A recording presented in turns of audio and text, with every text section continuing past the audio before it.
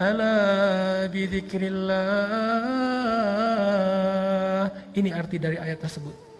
Ala bidzikrillahi tatmainnul qulub. Bukankah ketika kita mengingat Allah hatinya harusnya menjadi tenang? Itu ciri orang yang beriman. Ketika kita galau, tenang aja ada Allah. Tenang, berarti masih beriman. Ketika kita ada sesuatu yang membuat kita khawatir, resiko atau ancaman, tiba-tiba kita bilang, ya udah deh, serahin aja sama Allah. Tenang, berarti dia orang yang beriman. Kenapa? Innamal mu'minun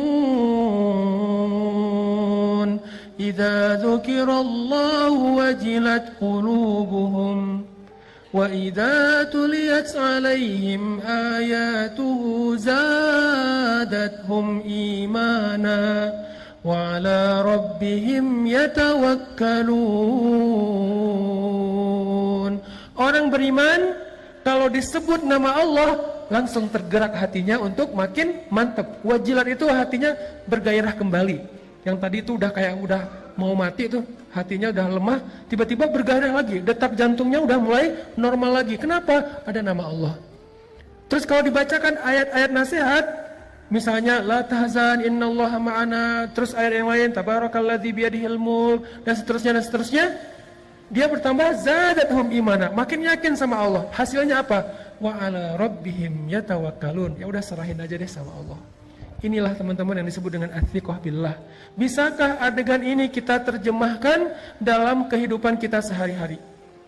Dalam semua masalah kita, pilihan hidup, kemudian rasa tidak nyaman di dalam hati, kekhawatiran kita tentang masa depan, ketika kita lulus kuliah mau kerja apa, ketika kita mungkin dikeluarkan dari sebuah pekerjaan, atau kita harus memilih resign duluan karena nggak cocok dengan pekerjaan itu, atau yang sekian banyak. Apakah kita bisa diingatkan dengan nama Allah oleh seseorang, pasangan mungkin, teman mungkin? Kalau istri kita bilang, "Pak, gak usah khawatir, Allah tahu apa yang Papa lakukan. Allah pasti bersama Papa." Alhamdulillah, tenang jadinya ya.